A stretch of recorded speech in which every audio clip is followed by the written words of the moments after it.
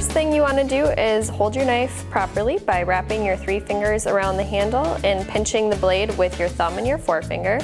Then you take the knife and you want to cut this end of the onion. Then you want to flip the onion to its flat end and cut right down the center of the onion. After you lay the flat halves of the onion on the cutting board, you want to peel the onion. Peel down to the smooth layer. Then you lay the onion down and you're going to cut up to here but not up all the way, which holds part of the onion together.